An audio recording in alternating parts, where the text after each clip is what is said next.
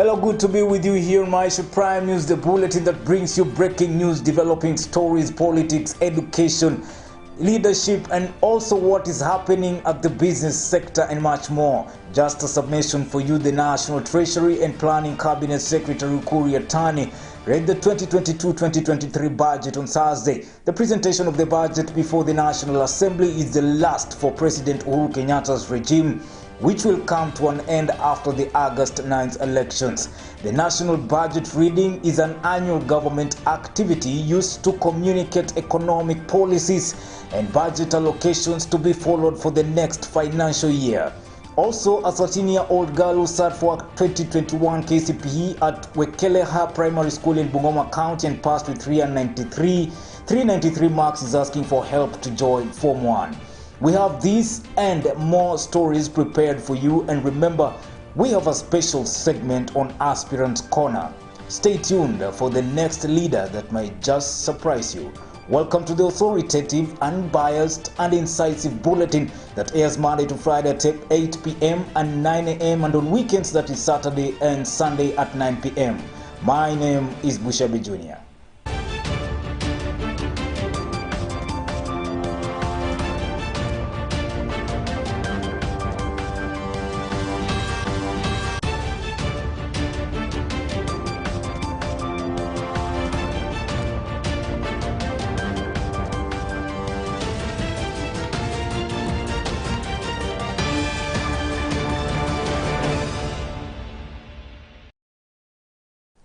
Now you're welcome.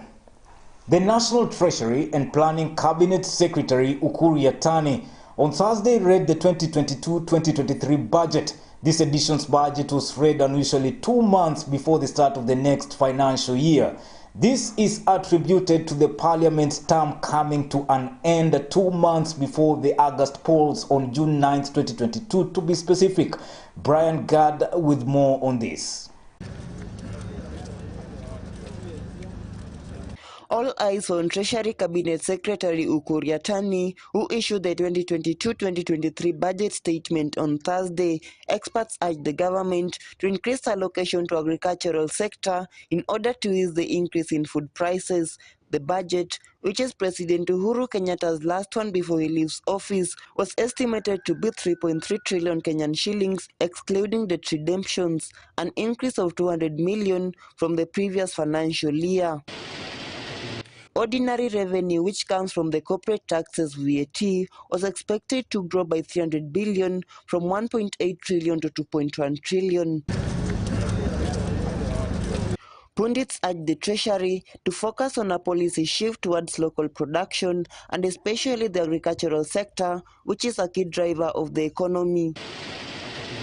In the previous financial year, the government allocated 60 billion to the agricultural sector.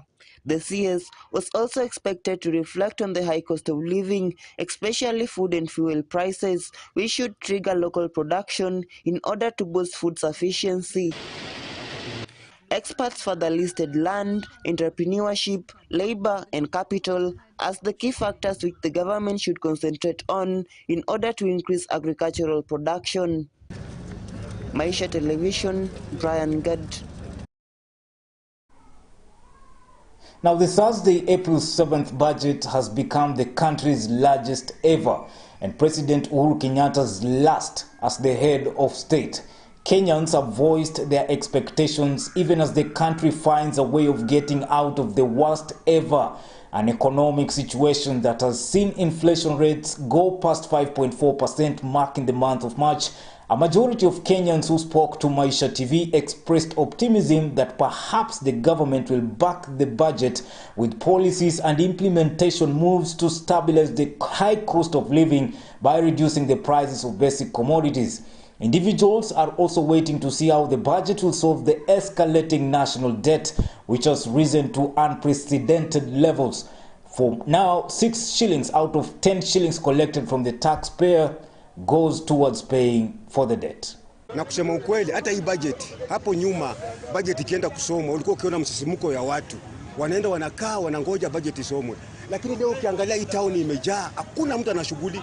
maanake kila kitu imepanda, hata chiswa imepanda, iwe hata vuova imepanda, mutura imepanda. Sasa hatutajiriko ati kitu itashukishwa, kwa sababu hakuna, kila kitu imepanda, hatuna shughuli na bajeti yenyewe. Bajeti hata hiyo bajeti, hata ikipikwa bajeti, hata tuoni kama hiyo bajeti imepikwa Kenya.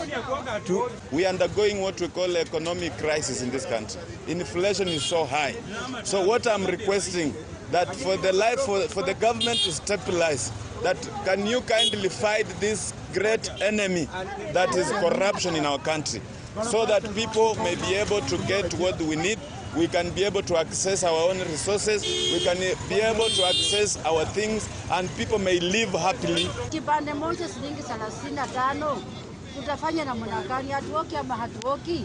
Tunalia Kenya yetu tuteremsheko budget jamani. Sabuni, sukari, mafuta iko juu. Sema ukweli, saa hii hali ya maisha imekuwa juu, na hata hii budget yenye wanaenda kusoma hii, tunaonelea ni kama inaenda kuumiza wananchi. Kwa kulingana na budget yenye walikuwa wana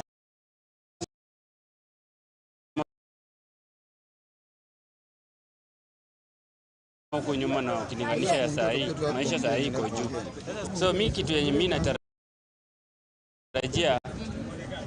kama President Uhuru angekuwa tu fair, angeteremshia mafuta. Kwa saa hii kusema ukweli mafuta iko juu. Sasa hata saa hizi tunatumia tu hii mkarekani ndio tunatumia kula chakula. Sasa tunatarajia president akiwa mtu mzuri ateremshe hiyo budget irudi chini kidogo, pia sisi wananchi wa chini tukue na maisha mazuri. Ama hata watu wengine kweli hatuoki. Now, several leaders, including Azimio la Umoja presidential flag bearer Raila Odinga, were on Thursday in Parliament, accompanied by Sonar Member of Parliament Junet Mohammed for the budget reading. The ODM leader was invited to the Parliament to attend the event. This even as Garissa Member of Parliament Aden Duale termed the whole process illegal due to what he termed as lack of regulations for debt ceiling. When he complied with the PFM Act and presented the public the budget policy statement, he knew, and it's on record on the Hansard, that he was overshooting the 9 trillion debt ceiling approved by the National Assembly, I think in 2019. And since then, he kept on telling the House that he'll bring the regulations, either to increase the debt ceiling or for the House to find an amicable way. So as of today, there's no regulations on the debt ceiling, the PFM regulations. But more importantly, it's a 3.3 budget. And for the first time in the history of our country, where 1.3 is going to service debts. Basically, the minister is telling the country that he's going to borrow to pay salaries, he's going to borrow to pay debt, he's going to borrow to do many things. But my problem is not even that. If you read that what the minister is doing this afternoon, it's unconstitutional and it is illegal. Why am I saying so? If you look at chapter 12 of the Constitution on public finance, and you read it together with the Public Finance Management Act of 2012, the sole responsibility of a budget-making process by our Constitution lies with the National Assembly. And for the first time, the minister or the executive has usurped that role. So we are going back to the days before the 2010 Constitution. And let me cite Article 95, Sub-Article 5, A and B, exclusively gives the National Assembly the powers on public finance, on budget making, and on taxation. The Constitution in Chapter 12, Article 201, 206, all that gives powers to the National Assembly. Go even to the procedures of the House. Go to the procedures of the House. PFM Act, Section 40, Section 35, Standing Order 244, Standing Order 235, have given a sequence on how the budget making process is done. Budget making process is not an event. First, the minister will bring the budget policy statement. The House will discuss. That's the framework of the budget. Then the minister will bring the estimate, which he has not brought till today. There's no estimate here, of revenue and expenditure. It's sent to departmental committees. They interrogate the various accounting officers in their departments that they run. From there, they submit to the Budget and Appropriation Committee, which again will do a report which the House will make a resolution. Based on the debt level, based on medium-term programs, on that resolution of the House, then the minister, just like the 9 years or the last 14 years, for example, what Rotich and the other guys used to do, the minister will prepare the budget policy pronouncements. Okay. Today he's doing a pronouncement when we don't have the estimates, when the departmental committees have not interrogated the budget, when the Budget and Preparation Committee has not interrogated the budget. The country continues experiencing fuel shortage, milk shortage, and businesses register massive losses. Drivers and travelers have been forced to make long queues at petrol stations, which are now hiking their prices to regulate their short stock. Against the background of the biting high cost of living, Treasury CS Kuriatani says the government will strive to support micro, small, and medium enterprises by facilitating access to finance. Budget, the government will strive to enhance the role of the private sector in the economy, including financing infrastructure projects through the public-private partnership, support micro, small, and medium enterprises by facilitating access to finance, invest in ICT and digital infrastructure to support the use of digital platforms to facilitate e-commerce and efficient delivery of public services, promote and strengthen local and foreign resource mobilization efforts to sustain funding of the identified development projects and programs, improve social protection through targeted policy interventions and programs, to promote local production processes and domestic supply value chains, and lastly, strengthen the monitoring and evaluation system for quality outcomes of the projects. Now, out of the 146.8 billion shillings allocated to the healthcare sector, 62 billion shillings moves to universal health care, 7 billion to cater for COVID-19 vaccine, 4.1 billion shillings for free maternity, 5.2 billion for maintenance or equipment, 1.8 billion shillings for medical cover, and much more. Nerima Wekesa with more on that. The standard gauge railway has presented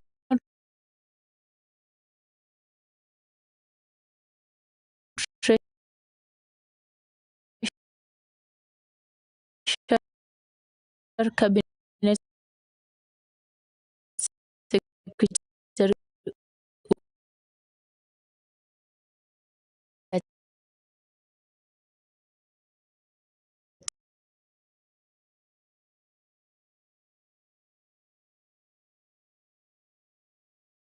delivered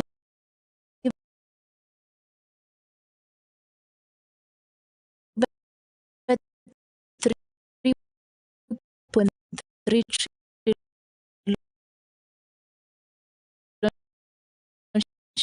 shillings budget fiscal year 2022-2023 proposal on April 7, 2022 at the National Assembly. This comes 2 months earlier than the usual June date to allow sufficient preparation for the August 9th general elections. The budget is the last under President Uhuru Kenyatta's regime. The budget is set to cover expenditure for the period between July 1st, 2022 to June 31st, 2023, with the national government taking the biggest chunk of the allocation at 2.07 trillion shillings. This year's budget has been prepared against a backdrop of a moderate global growth of 4.4% from a recovery of 5.9% in 2021. Majority of national government expenditure will go to the executive at 2.01 trillion shillings, with the parliament allocated 38.4 billion shillings and judiciary 18.8 billion shillings, while the county government allocated 370 billion shillings as shareable revenue. 24.7 billion shillings was allocated to the fuel subsidy fund to cushion Kenya's against rising fuel prices. 864.1 billion shillings as consolidated fund and equalization fund will take 7.1 billion shillings. Conditional grants to counties are pegged at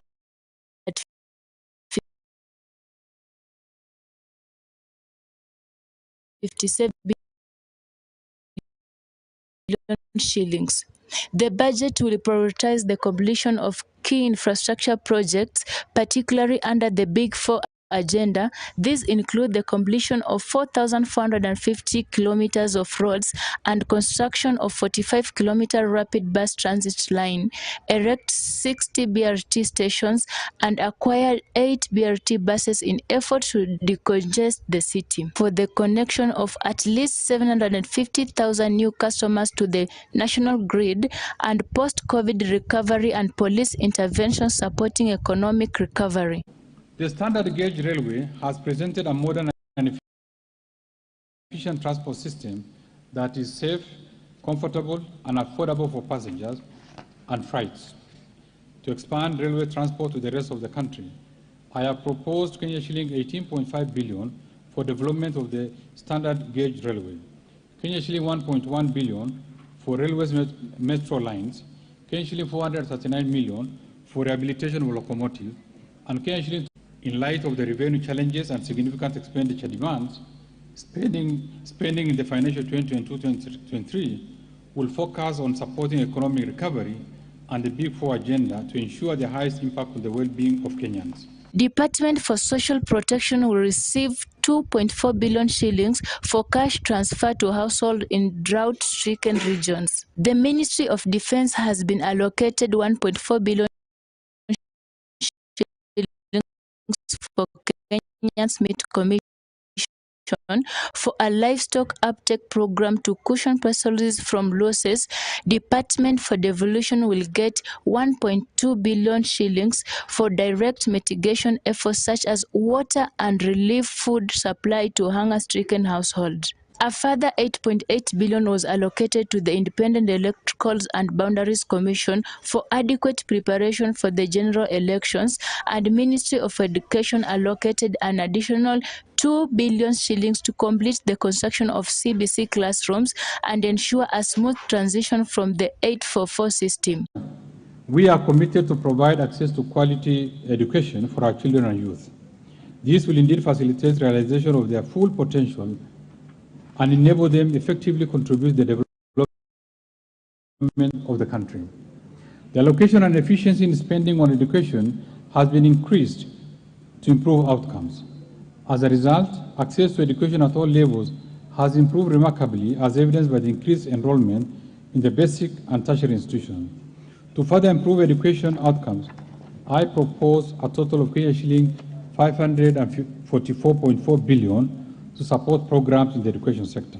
I have proposed an allocation of Kenya shilling 317.8 billion to support operations of the National Police Service, Defense, and the National Intelligence Services, and Kenya shilling 122.2 billion for police and prison service, Kenya shilling 10.7 billion for leasing of police motor vehicles, and Kenya shilling 1 billion for police modernization program, Kenya shilling 1 billion for the National Communication and Surveillance System, and Kenya shilling 335 million for the equipment of the National Forensic Laboratory. The appropriation bill of the budget for the year 2022-2023 will be approved within 90 days by the Parliament before it is assented to the President.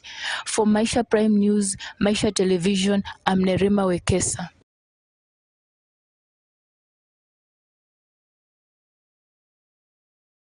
All right, that story takes us to a short commercial break. The first short commercial break. I'll be back with more news after that.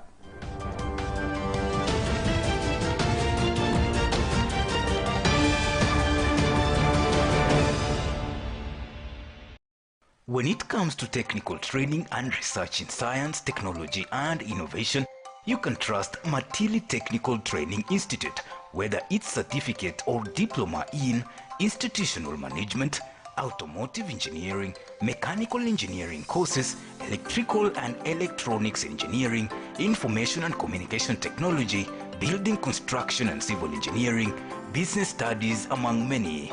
We provide the best practical training and theoretical knowledge. Our exams is from the trusted examination bodies, among them NITA, CASNEB, NEC, among others. To apply for admission at Matili Technical College, visit our website www.matilitechnical.ac.ke. You can also call us on 0721 664 708 or 0724 402 786. You can also send your application to PO Box 765204, Kimilili, Matili Technical Training Institute, located in Kimilili constituency in Bungoma. Matili Technical Training Institute, a center of excellence in mechanical engineering. Welcome to Millennium Diploma Teachers Training College. Millennium Diploma TTC has been instrumental in producing diploma teachers for secondary schools in Kenya in sciences, languages, and humanities.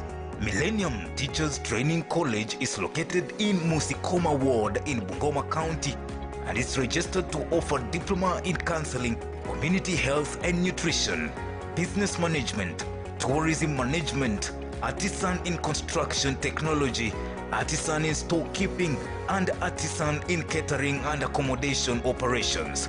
For application and more information, call 0727 626 614 or 0707 542 507.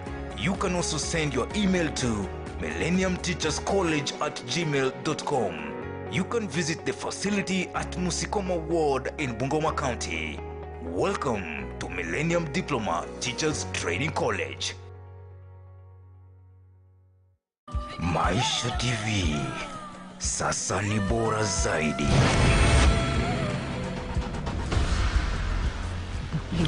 Ua. Kama sio kimwili, kiroho.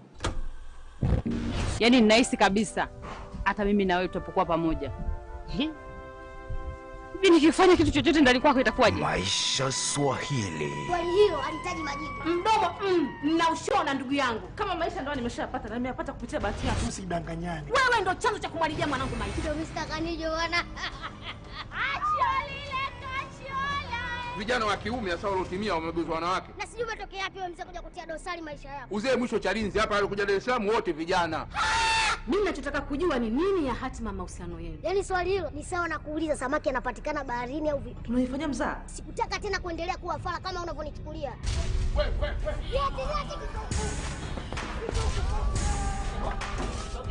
Tazama, furahia katika Maisha TV.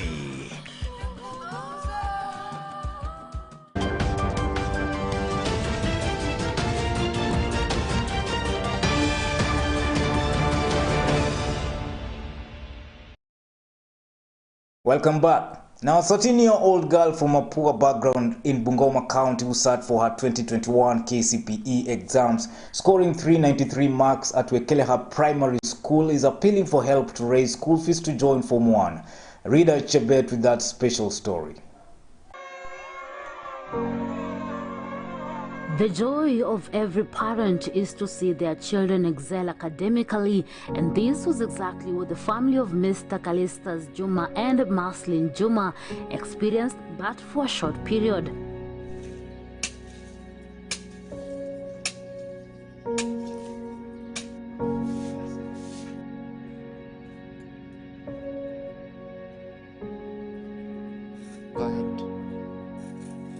As various students and their families celebrated their stellar performances in the recently released Kenya Certificate of Primary Education KCPE 2021, one pupil of Wekeleha Primary School in Bungoma County is among those who performed well in her KCPE and wowed many in our village. My name is Miriam Sanja. I am 13 years old. I have been learning in Wekelhar Primary School, the school whose motto is hard work that pays. Indeed, that is the school I went in and I knew that hard work really pays. Miriam Juma, a 13-year-old, scored 393